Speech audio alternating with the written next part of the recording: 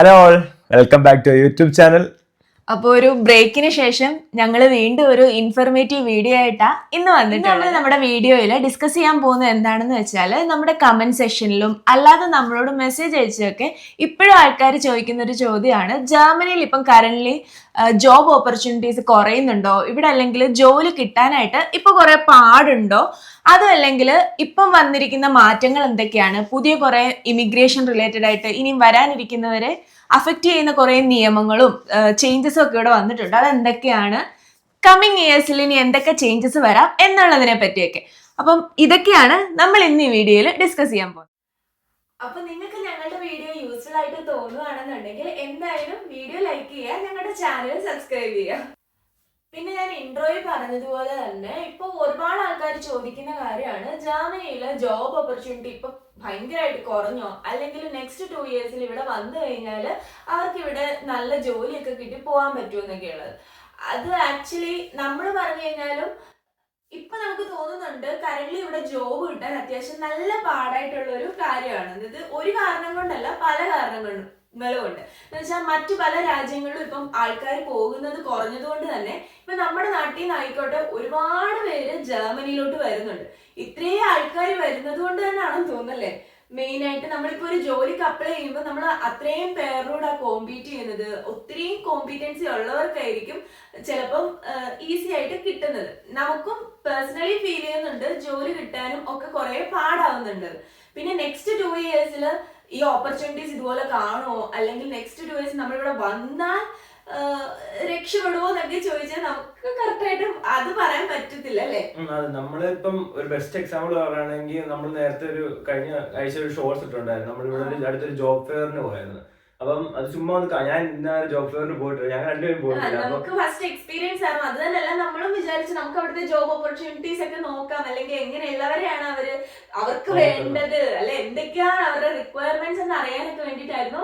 നമ്മുടെ വീടിന്റെ തൊട്ടടുത്തായിരുന്നു ഒരു ജോബ് ഫെയർ കണ്ടക്ട് ചെയ്ത്, അപ്പൊ അതിന് പോയി. അപ്പൊ ഇത്ര അടുത്തായിട്ട് നടക്കുന്നതുകൊണ്ട് വിചാരിച്ച രണ്ടുപേരും പോവാന്ന് വിചാരിച്ചു. ഞങ്ങൾ രണ്ടുപേരും കെട്ടിക്കിടക്കി എടുത്തോണ്ട് ഞങ്ങൾ പോയി കഴിഞ്ഞ് അവിടുത്തെ ഒരു ഇതെന്ന് പറയുന്നത് വലിയ കമ്പനീസ് ഒന്നും ആയിരുന്നില്ല, എല്ലാം ഒരു മീഡിയം ഇതിലുള്ള കമ്പനിയും പിന്നെ പലതും ഏജൻസീസ് ആയിരുന്നു. ഈ മറ്റേ ആൾക്കാരെ റിക്രൂട്ട് ചെയ്ത് വിടുന്ന ടൈപ്പ് ഓഫ് ഏജൻസീസ്. പക്ഷെ അവര് ത്രൂ പോയാൽ നമുക്ക് ജോലിയൊക്കെ കിട്ടും. പക്ഷെ ചെന്നപ്പോഴാണ് കാര്യം മനസ്സിലാവുന്നത്, നമ്മൾ അവിടെ ചെന്ന് കുറെ മലയാളികളെ ഞങ്ങൾ കണ്ട്. അതിൽ മിക്ക ആൾക്കാരും ഇവിടെ ഓപ്പർച്യൂണിറ്റി കാർഡിൽ വന്ന ആൾക്കാരാണ്.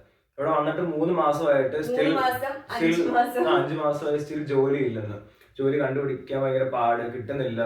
അവർക്ക് ലാംഗ്വേജ് റിക്വയർമെന്റ് വേണം. ഇത് നമ്മൾ നേരെ അവിടെ ചെന്ന് അവിടെ ഉള്ള പല റിക്രൂട്ടേഴ്സിന്റെ അടുത്ത് സംസാരിച്ചപ്പോഴും എല്ലാവർക്കും ലാംഗ്വേജ് വേണം, ജോബിന് ലാംഗ്വേജ് വേണം. ഏറ്റവും കൂടുതൽ ആൾക്കാർ പറയുന്നത് C1 ലെവലൊക്കെ ലാംഗ്വേജ് വേണം. ചിലവർ പറയുന്നത് ഇവിടുത്തെ ഉള്ള ആൾക്കാരെ മതി. അതൊക്കെ ഭയങ്കര കേട്ടപ്പോ സർപ്രൈസിങ് ആയിട്ട് തോന്നി. ഇപ്പൊ ഇത്രയും ആൾക്കാർ ഒരുപാട് ഡിമാൻഡ്സ് അവർക്ക് കൂട്ടിയല്ലോ എന്നാലോചിച്ചിട്ട്. അതേപോലെ നമ്മൾ അവിടെ പോയപ്പോ കുറെ മലയാളികളെ കണ്ടു. ഓപ്പർച്യൂണിറ്റി കാർഡിൽ വന്നു എന്ന് പറഞ്ഞതിലും നമുക്ക് ഏറ്റവും ഒരു ഭയങ്കര ഒരു സാഡ് ആയിട്ട് ഫീൽ ചെയ്തത്, നാട്ടില് IT ഡെവലപ്മെന്റിലും ടെസ്റ്റിങ്ങിലും ഒക്കെ വർക്ക് ചെയ്തിട്ട് 1 lakh എബോ ഒക്കെ സാലറി വാങ്ങിച്ച് ഇരുന്നവരാണ്. അത് കളഞ്ഞ് ഇവിടെ വന്നിട്ട് ഇപ്പൊ ഒരു 3 months 6 months ആയിട്ടും ഒക്കെ ജോലി കിട്ടാതെ ഇപ്പൊ ഭയങ്കര സങ്കടപ്പെട്ടിരിക്കും. അവർക്ക് ആകെ 1 ഇയറേ ഉള്ളൂ. ആ ഒരു 1 ഇയറിൽ അവര് ജോലി കണ്ടുപിടിക്കണം. അപ്പൊ നല്ലൊരു സാലറി നാട്ടിലെ കളഞ്ഞിട്ടാണ് കുറെ ആൾക്കാർ ഇവിടെ വന്നിട്ട് ഇപ്പം ജോലി കിട്ടാതെ നിൽക്കുന്നത്. അപ്പം നിങ്ങൾ എപ്പോഴും അങ്ങനെ ഒരു ഡിസിഷൻ എടുക്കുന്നതിന് മുമ്പ് നല്ലപോലെ ആരും വരരുത് എന്നുള്ളതല്ല, വന്ന് എളുപ്പം ജോലി കിട്ടുന്നവരുണ്ട്, എല്ലാവരും ലക്കുമായിരിക്കും അല്ലെ. ലക്ക് മാത്രമല്ല, ഇപ്പൊ ഞാൻ ഒരു കൊല്ലത്തുള്ള ഒരു പുള്ളിക്കാരനോട് സംസാരിച്ചായിരുന്നു. അപ്പം പുള്ളി എൻ്റെ അടുത്ത് പറഞ്ഞത്, നാട്ടിൽ നിന്ന് ഇതൊന്നും പറഞ്ഞില്ല ബ്രോ, നാട്ടിൽ നിന്ന് ഇതുപോലെ ലാംഗ്വേജ് ഒന്നും വേണമെന്ന് പറഞ്ഞില്ല, ലാംഗ്വേജ് ഒന്നും വേണ്ടായിരുന്നു, നിങ്ങൾ അവിടെ ചെന്നാൽ മതി, ജോലി ഉടനെ കിട്ടും എന്നുള്ള രീതിയിൽ ഏജൻസിക്കാർ വിട്ടേന്നാ പറഞ്ഞു എൻ്റെ അടുത്ത്. ഞാൻ വിചാരിച്ചത് എന്തിനങ്ങനെ ഏജൻസിക്കാർ കള്ളം പറഞ്ഞു വിടുന്നത് എനിക്ക് മനസ്സിലാവുന്നില്ല. കാരണം ഇത് കംപ്ലീറ്റ്ലി ജർമ്മൻ സ്പീക്കിംഗ് ആയിട്ടുള്ള കൺട്രിയാണ്. ഇവിടെ വന്നാൽ നമ്മൾ വിചാരിക്കുന്ന പോലെ നമ്മുടെ ഇംഗ്ലീഷ് കൊണ്ടോ അല്ലെങ്കിൽ നമ്മുടെ നാട്ടിലെ ഭാഷ കൊണ്ടോ നമുക്ക് ജീവിച്ചു പോകാൻ പറ്റത്തില്ല, ഒബ്വിയസ്ലി പറ്റത്തില്ല. ഇവിടെ ഒരു ഈസ്റ്റ് ജർമ്മനിയിലോട്ട് പോയാൽ തന്നെ അവിടെ മിക്ക ആൾക്കാരും ജർമ്മൻ മാത്രം സംസാരിക്കത്തുള്ളൂ. കുറച്ചും കൂടെ മോഡേൺ പൊക്ക സിറ്റീസ് സെന്ററിലോട്ട് പോയാൽ മാത്രമേ അവർ ഇംഗ്ലീഷ് സംസാരിക്കത്തുള്ളൂ. അപ്പം അത്രയും വലിയ ബുദ്ധിമുട്ടുള്ള ജർമ്മൻ മാത്രം സ്പീക്ക് ചെയ്യുന്ന ഈ ഒരു കൺട്രിയിൽ ജർമ്മൻ വേണ്ടെന്ന് പറഞ്ഞ് വിടുന്ന ഏജൻസീസ് ഏതാണെന്ന് എനിക്ക് മനസ്സിലാവുന്നില്ല. അപ്പം അതൊക്കെ വിശ്വസിച്ച് വരുന്ന അവരുടെ ഇപ്പൊ പറഞ്ഞതുപോലെ അവർക്ക് ഇത്രയും നല്ല സാലറി പേ സ്കെയിൽ കിട്ടിക്കൊണ്ടിരുന്ന ആൾക്കാർ വരെ ഇവരുടെ വാക്കും വിശ്വസിച്ചാണ് അവർ ഇങ്ങോട്ട് വരുന്നത്. അപ്പം കംപ്ലീറ്റ് അവരുടെ ആ ഒരു ജോലിയും പോയി, ആ എക്സ്പീരിയൻസും പോയി. ഇവിടെ വന്നിട്ട് ഇവിടെ ചുമ്മാ അല്ല, ഇവിടെ വന്നിട്ട് നമ്മൾ ഇവിടെ 1 ഇയർ നമ്മുടെ എക്സ്പെൻസ് ഇത് കാണിക്കണം, ഷോ മണി കാണിക്കണം, പിന്നെ അവരുടെ ഇവിടുത്തെ ചെലവില്ലേ, റെന്റ് അടയ്ക്കണം. അപ്പൊ ഇതല്ല, ഈ പൈസ എല്ലാം ഇവിടുന്ന് കിട്ടും. പിന്നെ അതും അവര് പറഞ്ഞു അവർക്ക് പാർട്ട് ടൈം പോലും കിട്ടുന്നില്ലെന്ന്. നോർമലി ഇവിടെ വന്ന് നിന്ന് ഒരു മെയിൻ ജോബ് അല്ല, അവർക്ക് ഇവിടെ ഒരു പാർട്ട് ടൈം പോലും ചെയ്യാൻ പറ്റുന്നില്ല. പാർട്ട് ടൈമിന് പോലും ഭയങ്കര ലാംഗ്വേജ് ആണ് അവർ ഡിമാൻഡ് ചെയ്യുന്നത് എന്നൊക്കെ പറഞ്ഞപ്പോ അത് ഡെവലപ്പേഴ്സിന് തന്നെ എനിക്ക് തോന്നുന്നു C1 വേണമെന്ന്. IT-ല് നമ്മള് നാട്ടിനൊക്കെ ആയാലും ഒരുപാട് കേൾക്കും IT-ക്ക് ഇവിടെ ലാംഗ്വേജ് വേണ്ട, IT വന്നു കഴിഞ്ഞാൽ ഈസി ആയിട്ട് ജോബ് കിട്ടും. പക്ഷെ അങ്ങനല്ല. ഒരുപാട് യൂട്യൂബ് ചാനലിലായാലും പല ഏജൻസിക്കാരായാലും പറഞ്ഞ് നിങ്ങൾ കേൾക്കുമായിരിക്കും ലാംഗ്വേജ് വലിയ സീനില്ല, നമുക്കല്ലേ IT ആണ് ലാംഗ്വേജ് വേണ്ട, അല്ലെ ജർമ്മനിയില് ജസ്റ്റ് A1 A2 ഒക്കെ പഠിച്ച് കയറിപ്പം. പക്ഷെ ഞങ്ങളുടെ പേഴ്സണൽ എക്സ്പീരിയൻസിൽ ഞങ്ങൾക്ക് അങ്ങനെ തോന്നിയിട്ടില്ല. ഞങ്ങൾ റീസെന്റ് കുറച്ച് പേരോട് സംസാരിച്ചൊരു എക്സ്പീരിയൻസ് ആണ് നിങ്ങളോട് പറഞ്ഞത്. അവരും ഇത് തന്നെ പറഞ്ഞത്. അവർ ഇങ്ങനൊന്നും അല്ലായിരുന്നു അവർ കേട്ടത്. പക്ഷെ ഇവിടെ വന്നു കഴിഞ്ഞപ്പോഴാണ് അവർക്ക് ആ ഒരു സാഡ് റിയാലിറ്റി മനസ്സിലായത്. അത് ഒരാളാണെങ്കിൽ പോയിട്ട് ഞാൻ അവിടെ ചെന്ന് എന്നെക്കാട്ടിലും നല്ല ഏജ്ഡ് ആയിട്ടുള്ള ഒരു മിനിമം ഒരു 10 വർഷമെങ്കിലും എക്സ്പീരിയൻസ് ഉള്ള 2-3 ആൾക്കാരെ ഞാൻ കണ്ടായിരുന്നു കൊല്ലത്തുനിന്നുള്ള. അപ്പം അവര് തന്നെ പറഞ്ഞ ഇതുപോലെ തന്നെ ഞാൻ നോക്കുമ്പോ എന്നെക്കാട്ടും നല്ല പ്രായം നല്ല എക്സ്പീരിയൻസ് ഉള്ള ആൾക്കാർ, ഞാൻ വെച്ച് ഇവിടെ ജോലി ചെയ്യുന്ന ആൾക്കാരായിരിക്കും എന്ന് കരുതി പോയി ഞങ്ങള് മിണ്ടിയത്. അപ്പൊ പറഞ്ഞ ഇതുപോലെ ഓപ്പർച്യൂണിറ്റി കാർഡിൽ വന്നതാ. ഏജൻസിക്കാർ 2-3 പേര് സെയിം ഇത് തന്നെ പറഞ്ഞു. ഏജൻസിക്കാർ പറഞ്ഞു വേണ്ട, ലാംഗ്വേജ് ഒന്നും വേണ്ട, ലാംഗ്വേജ് വേണ്ടെന്ന് പറഞ്ഞു, ഇവിടെ അങ്ങ് വന്നാൽ അത് ജോലി കിട്ടും. എന്റെ ഒരു ഒപ്പീനിയൻ എന്ന് പറയുന്നത്, നിങ്ങൾ ഈ വീഡിയോ കാണുന്ന ആരാണെങ്കിലും ഇങ്ങോട്ട് വരാൻ ആഗ്രഹിക്കുകയാണെങ്കിൽ കുറച്ച് ഒരു ബേസിക് മിനിമം ലാംഗ്വേജ് പഠിക്കുക. കാരണം ഇതൊരു ജർമ്മൻ സ്പീക്ക് ചെയ്യുന്ന കൺട്രിയാണ്. സോ നിങ്ങൾ ഇവിടെ വന്നാൽ നിങ്ങളുടെ ലൈഫ് ഇവിടെ സെറ്റിൽ ചെയ്യുന്ന ആഗ്രഹിക്കുക. ഞാൻ പണ്ടത്തെ വീഡിയോസ് എല്ലാം പറയുന്ന പോലെ തന്നെ ബേസിക് ജർമ്മൻ പഠിക്കുക. കാരണം നമ്മളിവിടെ വന്ന് നമ്മുടെ ഫാമിലിയായി പിള്ളേരായി ഇവിടെ ജീവിക്കാൻ ആഗ്രഹിക്കുകയാണെങ്കിൽ, ഇവിടെ സർവൈവ് ചെയ്ത് പോകണമെങ്കിൽ ജർമ്മൻ വേണം, ബേസിക് എങ്കിലും വേണം. സോ പഠിച്ചിട്ട് വരിക, കുറച്ചെങ്കിലും പഠിച്ചിട്ട് വരിക, അതായിരിക്കും നല്ല. അല്ലെങ്കിൽ ഇവിടെ വന്നിട്ട് പഠിക്കുക. ഇവിടെ ഇങ്ങോട്ട് വരണ്ട അല്ലെങ്കിൽ ഇവിടെ ഓപ്പർച്യൂണിറ്റീസ് ഇല്ല എന്നൊന്നും അല്ല പറയുന്നത്. ഇവിടെ കിട്ടാൻ കുറച്ച് പാടുണ്ട് എന്നുള്ള കാര്യം പറഞ്ഞേ ഉള്ളൂ. നിങ്ങൾക്ക് എല്ലാവരും നല്ലപോലെ പ്രിപ്പയർ ആയി ലാംഗ്വേജ് ഒക്കെ നന്നായിട്ട് പഠിച്ച്, അല്ലെങ്കിൽ ഇവിടെ ഇപ്പൊ ഏത് സെക്ടറിലാണ് ഡിമാൻഡ് ഉള്ളത്, ഏത് സെക്ടറിലാണ് ആൾക്കാരെ വേണ്ടത് എന്നൊക്കെ നോക്കി നിങ്ങൾക്ക് അപ്ലൈ ചെയ്യാം, അല്ലെങ്കിൽ വരാം. അല്ലാതെ ഒരു റിസ്ക് എടുത്ത് വരാൻ താല്പര്യമുള്ളവരാണേലും ഓക്കെ. അല്ലെന്നുണ്ടെങ്കിൽ ചിലപ്പോ ഇതുപോലെ നിങ്ങൾക്കും കുറച്ച് സ്ട്രഗ്ലിംഗ് ആയിരിക്കും എന്ന് പറഞ്ഞു എന്ന് മാത്രമേ. ഇപ്പൊ കറന്റ്ലി ഇവിടെ ജർമ്മനിയിലൊക്കെ ന്യൂസ് ഒക്കെ കേൾക്കുന്ന ആൾക്കാരാണെങ്കിൽ അറിയായിരിക്കും. US-ലാണെങ്കിൽ ഇതൊക്കെ കേട്ടില്ല, ട്രംപിന്റെ റൂൾ അനുസരിച്ച് ഇപ്പം ഇന്ത്യക്കാരെയൊക്കെ കുറച്ച് ഇതാക്കുന്നു. പിന്നെ ഇവിടെ ജർമ്മനിയിലാണെങ്കിൽ ബോഷില് 13,000 പൊസിഷൻസ് വരെ അവര് ഇല്ലാതാക്കി. പിന്നെ ഇവിടുത്തെ ഓട്ടോമൊബൈൽ സെക്ടർ നല്ല രീതിയിൽ ഡൗൺ ആയിട്ടിരിക്കുന്നത് കൊണ്ട് ജർമ്മനി നിൽക്കുന്നത് ആക്ച്വലി ഓട്ടോമൊബൈൽ സെക്ടറിൽ. ജർമ്മനി എന്നാണോ ഓട്ടോമൊബൈൽ സെക്ടറിൽ അപ്പായി വരുന്നത് അന്നേ ജർമ്മനി കുറച്ചുകൂടെ പച്ച പിടിക്കത്തുള്ളൂ. ഇപ്പൊ കറന്റ് ജർമ്മനി നല്ല രീതിയിൽ ഡൗൺ ആണ്. ഞാൻ ഇവിടുത്തെ ഒരു സിറ്റുവേഷൻ പറഞ്ഞു തന്നു. പിന്നെ ഇതുപോലെ തന്നെ ആൾക്കാരെ ഇവർക്ക് വേണമെന്ന് പറഞ്ഞ ആൾക്കാർ കുറെ പേരെ ഇങ്ങോട്ട് കയറ്റുന്നുണ്ട്. അപ്പൊ നോക്കാൻ നേരത്ത് നമ്മൾ ജോലിക്ക് അപ്ലൈ ചെയ്യുമ്പോൾ കോമ്പിറ്റൻസി എന്ന് പറഞ്ഞ നേരത്തെ പറഞ്ഞ സംഭവം നല്ല രീതിയിൽ കൂടുതലായിരിക്കും. പഠിച്ചിറങ്ങുന്ന പുതിയതായിട്ട് വരുന്ന പിള്ളേര് പുറത്തു നമ്മുടെ ഇന്ത്യയിൽ നിന്ന് ഇങ്ങോട്ട് വരുന്ന ആൾക്കാർ ഇവരുമായിട്ട് നമ്മൾ കോമ്പീറ്റ് ചെയ്യേണ്ടത്. സോ അതുകൊണ്ട് ജോലി കിട്ടാനുള്ള സാധ്യതയും വളരെ കുറവായിരിക്കും. ഈവൻ ജർമ്മൻ അറിഞ്ഞിട്ട് പോലും കിട്ടാൻ തന്നെ ഭയങ്കര ചാൻസസ് കുറവായിരിക്കും.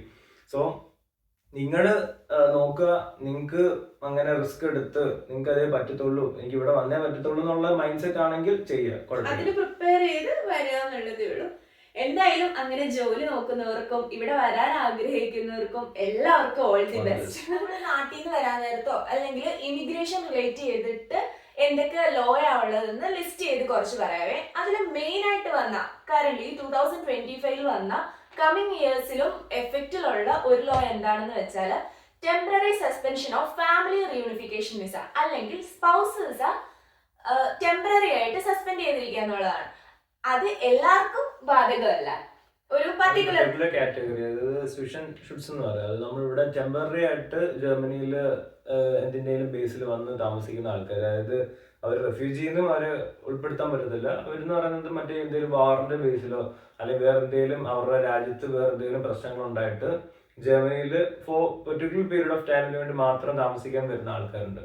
അതിനെ സ്വിഷൻ ഷുഡ്സ് എന്ന് പറയുന്നത്. ഷുഡ്സ് എന്ന് പറയുന്നത് ഇൻ ബിറ്റ്വീൻ അവരെ സേഫ് ആയിട്ട് നിർത്താൻ വേണ്ടി ഉള്ള ഒരു കൈൻഡ് ഓഫ് കാറ്റഗറി ഓഫ് ആൾക്കാരാണ് അത്. അപ്പം അവർക്ക് അവരുടെ സ്പൗസിനെ കൊണ്ടുവരാൻ ആയിട്ടുള്ള കുറച്ച് നേരത്തെ അവർക്കും അവരുടെ സ്പൗസിനെയും കുട്ടികളെയൊക്കെ ഇവിടെ കൊണ്ടുവരായിരുന്നു. ഇപ്പം കറന്റ് ആ ഒരു ഫാമിലി റിയൂണിഫിക്കേഷൻ അവർ സസ്പെൻഡ് ചെയ്തിരിക്കുകയാണ്. അതായത് 2025 മിഡിലാണ് ഈ ഒരു ലോ ഇംപ്ലിമെന്റ് ചെയ്തത്. അൺടിൽ നെക്സ്റ്റ് 2 years, അതായത് ഒരു 2027 മിഡ് വരെയൊക്കെ ഈ ലോ എഫക്റ്റിൽ ഉണ്ടായിരിക്കും. പക്ഷെ നമുക്കതിൽ വറീഡ് ആവേണ്ട ആവശ്യമില്ല. നമ്മളെ ബാധിക്കുന്ന കാര്യമല്ല. നമ്മുടെ ഫാമിലി റീയൂണിഫിക്കേഷനും ഒന്നും ഒരു പ്രശ്നമില്ല. നോർമലി ഇവിടെ റെസിഡൻസ് പെർമിറ്റ് ഉള്ളവർക്കും EU ബ്ലൂ കാർഡ് ഉള്ളവർക്കും പഠിക്കുന്നവർക്കും ഒക്കെ സ്പൗസിനെ കൊണ്ടുവരാനായിട്ട്. സെക്കൻഡ് ആയിട്ട് ഇവിടെ ഇംപ്ലിമെന്റ് ചെയ്തേക്കുന്നത്, ഈ വർഷം ഇംപ്ലിമെന്റ് ചെയ്ത റൂൾ എന്ന് പറയുന്നത്, നമുക്ക് സിറ്റിസൺഷിപ്പിനുണ്ടാകുന്ന കുറച്ച് കൈൻഡ് ഓഫ് റെസ്ട്രിക്ഷൻസ് ആണ്. അതെന്ന് പറയുന്നത്, നമുക്ക് നേരത്തെ ആണെങ്കിൽ 3 വർഷം പ്ലസ് നമ്മളിവിടെ പെൻഷൻ സ്കീം എല്ലാം കോൺട്രിബ്യൂഷൻ എല്ലാം കൊടുത്തിട്ടുണ്ടായിരിക്കണം. പിന്നെ നമ്മൾ ജർമ്മൻ ലാംഗ്വേജ് പ്രൊഫഷൻസി കാണിച്ചിരിക്കണം. ഇതെല്ലാം ഉണ്ടായിരുന്നെങ്കിൽ നമുക്ക് 3 വർഷം കൊണ്ട് സിറ്റിസൺഷിപ്പിന് വേണ്ടി നമുക്ക് അപ്ലൈ ചെയ്ത് സിറ്റിസൺഷിപ്പ് കിട്ടുമായിരുന്നു. ഇപ്പൊ അത് കട്ട് ഡൗൺ ചെയ്ത് ഇപ്പൊ അവര് പിന്നെ എക്സ്റ്റെൻഡ് ചെയ്ത് 5 ഇയേഴ്സിലോട്ടാക്കി. ഇപ്പൊ 5 years വേണം നമുക്ക്, മിനിമം അത്ര വേണം നമുക്ക് സിറ്റിസൺഷിപ്പിന് വേണ്ടി അപ്ലൈ ചെയ്യാൻ. അപ്പം അത് ഈ കറന്റ്ലി കണ്ടുവരുന്ന പലതരത്തിലുള്ള പ്രശ്നങ്ങൾ കൊണ്ടും ഇവിടെ കുറെ ആൾക്കാരെ, ഇവര് തന്നെ അനാവശ്യമായിട്ട് പുറത്തുനിന്ന് ആൾക്കാരെ എല്ലാവരെയും ഇങ്ങോട്ട് റെഫ്യൂജി ആയിട്ട് തന്നെ കൂടുതൽ. അപ്പൊ ഇതെല്ലാം കൊണ്ടുവന്നിട്ട് ഇവിടെ തന്നെ പലതരത്തിലുള്ള ഇഷ്യൂ ഒക്കെ ഉണ്ടാകുന്നുണ്ട്, ഡിഫറെന്റ് കേസസ് ഉണ്ടാകുന്നുണ്ട്, ക്രിമിനൽ റെക്കോർഡ്സ് ഒക്കെ കൂടുന്നുണ്ട്. അപ്പൊ ഇതൊക്കെ കാരണം ഇവിടുത്തെ ഗവൺമെന്റ് തന്നെ ഇങ്ങനത്തെ റൂളുകളെല്ലാം പിന്നെയും മാറ്റുവാണ്. അപ്പൊ ഇത് അവരുടെ ഭാഗത്തുനിന്ന് വരുന്ന വീഴ്ച തന്നെയാണ്. പിന്നെയും അവര് നമുക്കത് നെഗറ്റീവ്, നമ്മളെ പോലെ നോർമൽ വിസയിൽ നമ്മളിവിടെ പഠിക്കാൻ വേണ്ടി വരുന്നവരോ അല്ലെങ്കിൽ നാട്ടിൽ നിന്ന് വർക്ക് വിസയിൽ വരുന്ന അങ്ങനെ നല്ല മൈൻഡോടെ വരുന്ന ആൾക്കാർക്ക് നമുക്കത് അഡ്വേഴ്സ് ആയിട്ട് അഫക്റ്റ് ആവുകയാണ്. അപ്പൊ ആ ലോ എന്ന് വെച്ചാൽ ഇനി നമുക്ക് ഇവിടെ സിറ്റിസൺഷിപ്പ് കിട്ടണമെന്നുണ്ടെങ്കിൽ മിനിമം 5 years എങ്കിലും ഇവിടുത്തെ കാര്യങ്ങളെല്ലാം പേ ചെയ്ത് ജോലിയൊക്കെ കിട്ടി നിന്നിരിക്കണം. ഇനി അടുത്തത് വരാനിരിക്കുന്ന ഒരു മെയിൻ ആയിട്ടുള്ള ചേഞ്ച് നമുക്ക് എല്ലാവർക്കും ഹാപ്പി ആയിട്ടുള്ള, അല്ലെങ്കിൽ നമുക്ക് എല്ലാവർക്കും പോസിറ്റീവ് ആയിട്ടുള്ള ഒരു ചേഞ്ച് ആണ്. എന്താന്ന് വെച്ചാൽ ജർമ്മനിയിലെ മിനിമം വേജ് ഇൻക്രീസ് ചെയ്തു എന്നുള്ളതാണ്. 2026 തൊട്ടിട്ട് ജർമ്മനിയിൽ വർക്ക് ചെയ്യുന്ന ആൾക്കാരുടെ മിനിമം വേജ് എന്ന് വെച്ചാൽ 13.90 euros ആണ്. അതായത് പെർ അവർ അവർക്ക് കിട്ടുന്ന ഒരു എമൗണ്ട്. അപ്പം അതുകൊണ്ട് തന്നെ നമ്മളിവിടെ എല്ലാ സെക്ടറിൽ വർക്ക് ചെയ്യുന്നവർക്കും അത് അഫക്ട് ചെയ്യും. അവരുടെ സാലറിയും അതനുസരിച്ച് കൂടും. അതെന്തായാലും നമുക്ക് എല്ലാവർക്കും ബെനിഫിഷ്യൽ ആയിട്ടുള്ള ഒരു പോസിറ്റീവ് ചേഞ്ച് തന്നെയാണെന്ന് തോന്നുന്നു. 2026 തൊട്ടാണ് അത് എഫക്റ്റീവ് ആവുന്നത്. ഇപ്പൊ കറന്റ് എനിക്ക് തോന്നുന്നു 12 point something ആണ് മിനിമം വേജ് ആയിട്ട് വരുന്നത്. അപ്പൊ അവര് തന്നെ നെക്സ്റ്റ് ഇയറിലേക്ക് ഒരു 70 cents കൂടെ ആഡ് ചെയ്തിട്ടായിരിക്കും ഓരോ ഇയർ കഴിയുമ്പോഴും അവര് മിനിമം വേജ്. അപ്പൊ ഈ പറഞ്ഞ പോലെ നമുക്ക് ഇത്രയും പൈസ കൂടി കിട്ടി എന്ന് പറഞ്ഞിട്ട്, ഇത്രയും വേജ് നമുക്ക് കൂട്ടി എന്ന് പറഞ്ഞുകൊണ്ട് മാത്രം വലിയ കാര്യമൊന്നും വരാൻ പോകുന്നില്ല നമ്മൾക്കൊക്കെ. ബിക്കോസ് ഓക്കെ, അഡ്വാൻറ്റേജ് ആണ്, നമുക്ക് കുറച്ച് പൈസ കൂടുതൽ കിട്ടും എന്നുള്ള ഒരു ഇതുണ്ട്. ബട്ട് നമുക്ക് ഇവിടെ നമ്മൾ നോക്കാൻ നേരത്ത് നമുക്ക് സാധനങ്ങൾക്കെല്ലാം വില കൂടുതൽ, നമുക്ക് എങ്ങോട്ട് നോക്കിയാലും എല്ലാ കാര്യങ്ങളും എക്സ്പെൻസീവ് ആവുന്നു. റെന്റ് അടക്കണം, പിന്നെ ഗ്രോസറി ഐറ്റംസിന് എല്ലാത്തിനും പൈസ കൂടുന്നു.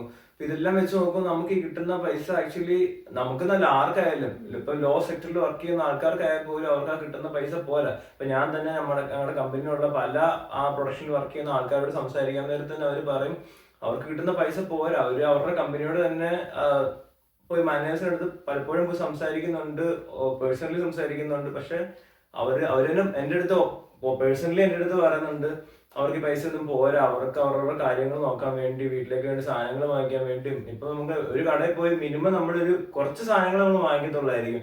എന്തായാലും നമ്മുടെ കയ്യിൽ നിന്ന് ഒരു 10-25-30 euro നമ്മുടെ കയ്യിൽ നിന്ന് പോകും. അപ്പം അങ്ങനെയൊക്കെ വില കൂടി നിൽക്കുന്ന സമയത്ത് നമുക്ക് ഈ ചെറിയ ഒരു ചേഞ്ച് എന്ന് പറഞ്ഞാൽ നമുക്ക് അത്രയും പോസിറ്റീവായിട്ട് നമ്മളെ അത് അഫക്റ്റ് ചെയ്യണമെന്നില്ല. പക്ഷെ ഒരു ചേഞ്ച് ഉണ്ടായി.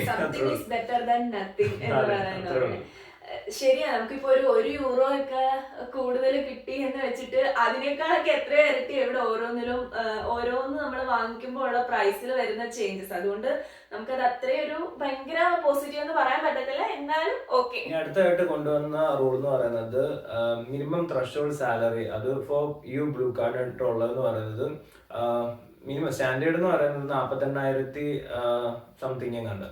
അപ്പൊ അത് മിനിമം ആയിട്ടുള്ള ഒരു സാലറി ത്രഷോൾഡ് ആണ്.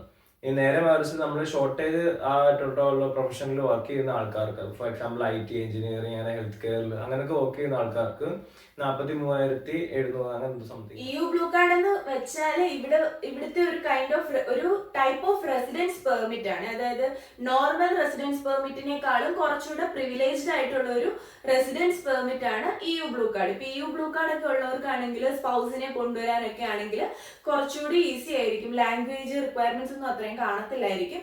അതുപോലെ നമുക്ക് വിസിറ്റിങ്ങിനൊക്കെ ഒരാളെ കൊണ്ടുവരാനൊക്കെ ആയാലും കുറച്ചുകൂടി ഈസി ആയിരിക്കും. അതാണ് ബേസിക്കലി ബ്ലൂ കാർഡ് എന്ന് വെച്ചാൽ. നമുക്ക് അടിച്ചു കിട്ടുന്ന വാലിഡിറ്റി എന്ന് പറഞ്ഞാൽ കുറച്ചുകൂടെ കൂടുതലായിരിക്കും. നോർമൽ റെസിഡൻസ് പെർമിറ്റ് കിട്ടുന്നതിലും കുറച്ചുകൂടെ ഒരു 4 years ഒക്കെ ആയിരിക്കും നമുക്ക് ഈ ബ്ലൂ കാർഡ് അടിച്ചു കിട്ടുന്നത്. അപ്പൊ നേരത്തെ നമുക്ക് ഇങ്ങനെ ഒരു ബ്ലൂ കാർഡ് കിട്ടാനായിട്ട് നമുക്ക് ഇത്രയും സാലറിയുടെ ആവശ്യം ഉണ്ടായിരുന്നില്ല. ഇപ്പം അതിന്റെ ത്രെഷോൾഡ് ഇൻക്രീസ് ചെയ്തവര് 2025 ബിഗിനിങ് തൊട്ടിട്ട് ഒരു 48,000 ആ പറഞ്ഞ റേഞ്ച് വേണം നോർമലായിട്ട് ഇവിടുത്തെ ഒരു എംപ്ലോയിക്ക് ബ്ലൂ കാർഡ് കിട്ടാനായിട്ട്. നെക്സ്റ്റ് മൈഗ്രേഷൻ റിലേറ്റഡ് ആയിട്ട് ഇവിടെ ഇംപ്ലിമെന്റ് ചെയ്ത ഒരു റൂൾ എന്താണെന്ന് വെച്ചാൽ കുറെ ബോർഡർ റെസ്ട്രിക്ഷൻസും അതുപോലെ ഡീപ്പോർട്ടേഷൻ ഒക്കെയാണ്.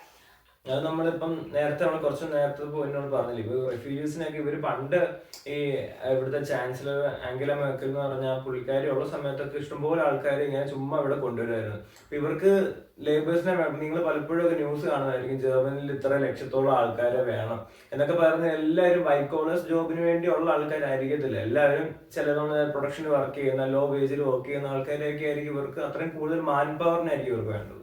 അപ്പൊ ആ ഒരു കേസിലൊക്കെ അത് വെച്ചിട്ട് ഇവര് കണ്ട എല്ലാ രാജ്യത്തു നിന്നുള്ള ആൾക്കാരെല്ലാവരും റെഫ്യൂജി ആയിട്ട് ഇവർ ഇവിടെ കൊണ്ടുവന്ന് അവര് ചിലരൊക്കെ പണിയെടുക്കും, ചിലർ പണിയെടുക്കത്തില്ല, കിട്ടുന്ന ഗവൺമെന്റ് തരുന്ന പൈസ വാങ്ങിച്ചിട്ട് അവരങ്ങനെ ഇരിക്കുന്നതേ ഉള്ളൂ.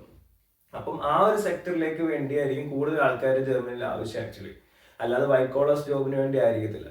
അപ്പൊ പണ്ട് ആ ചാൻസലർ വർക്ക് ഇരുന്ന സമയത്ത് ഇഷ്ടംപോലെ ആൾക്കാർ ഇങ്ങനെ കൊണ്ടുവരും. ഒരു ഡോക്യുമെന്റ്സ് ഒന്നും ഇല്ലാതെ തന്നെ എല്ലാവരും ഈ ഷിപ്പ് കയറിയൊക്കെ വരുന്ന കേട്ടില്ല. അങ്ങനെ ഇറ്റലിയിൽ നിന്നൊക്കെ ഡയറക്റ്റ്ലി നമുക്ക് ആൾക്കാർക്ക് കൂടുതലും ഇങ്ങനെ വരാൻ പറ്റും ആ ഒരു ടൈമിൽ. അപ്പം അങ്ങനെ ഇഷ്ടംപോലെ വന്ന് കയറിയ ആൾക്കാർ ഇവിടെ ഇങ്ങനെ നിന്ന് ഫാമിലിയായി അങ്ങനെ അങ്ങനെ അങ്ങനെ വളർന്നുപോയ കുറെ ആൾക്കാരുണ്ട്. അപ്പം അതൊക്കെ വെച്ച് ഇവിടെ ഞാൻ നേരത്തെ പറഞ്ഞ പോലെ ക്രിമിനൽ റെക്കോർഡ്സ് ഒക്കെ കൂടി ഇവര് വിചാരിക്കുന്ന പോലെ ആവുന്നില്ല, ഇവരുടെ അണ്ടർ കൺട്രോളിലാവുന്നില്ല. അപ്പം അങ്ങനെ ഇരിക്കെ നമ്മൾ നേരത്തെ ഒരു വീഡിയോ ആയിട്ടുണ്ടായിരുന്നു ഈ പൊളിറ്റിക്കൽ ഇതിനെ പറ്റി. അപ്പൊ ഈ വർഷത്തെ ഇലക്ഷൻ കഴിഞ്ഞപ്പോഴത്തേക്കും ഇവിടെ ഫ്രെഡറിക് മേർസ് എന്ന് പറയുന്ന ഒരു പുള്ളിക്കാരൻ ന്യൂ ചാൻസലർ. അപ്പൊ പുള്ളിയുടെ ഒരു ഇതില് കംപ്ലീറ്റ്ലി ബോർഡർ ഒക്കെ നേരത്തെ പറഞ്ഞ പോലെ റെസ്ട്രിക്ഷൻസ് എല്ലാം ഇംപ്ലിമെന്റ് ചെയ്യുന്നു. അപ്പൊ അങ്ങനെ റിഫ്യൂജീസിനെ വാലിഡ് ആയിട്ട് ഡോക്യുമെന്റ് ഇല്ലാത്ത ആൾക്കാരെ ഇങ്ങോട്ട് കൊണ്ടുവരുന്നതൊക്കെ ഭയങ്കരമായിട്ട് തടയുന്നു. അപ്പം അതൊക്കെ കൊണ്ടുവരുന്നത് കൊണ്ട് ജർമ്മനിയിലെ പല കാര്യങ്ങളും നന്നാവത്തതേ ഉള്ളൂ. ബട്ട് അതൊക്കെ നേരത്തെ ചെയ്യേണ്ടതായിരുന്നു. ബട്ട് ഇപ്പോഴതൊക്കെ ചെയ്ത് തുടങ്ങുന്നവര്. അപ്പം അത് ഇപ്പൊ ഈ കറന്റ് ഇയറില് ഇംപ്ലിമെന്റ് ചെയ്തിട്ടുണ്ട്. അപ്പൊ ഇതൊക്കെയാണ് ബേസിക്കലി നമ്മൾ ഇമിഗ്രേഷൻ റിലേറ്റഡ് ആയിട്ടോ അല്ലെങ്കിൽ നമ്മൾ ഇനി അറിഞ്ഞിരിക്കേണ്ട ഈ 2025 ഇംപ്ലിമെന്റ് ചെയ്ത് അല്ലെങ്കിൽ കമ്മിങ് ഇയേഴ്സിൽ വരാൻ പോകുന്ന ചേഞ്ചസ്. അപ്പൊ ഇനി വേറൊരു വീഡിയോ ആയിട്ട് നമുക്ക് വീണ്ടും കാണാം. Until then, bye.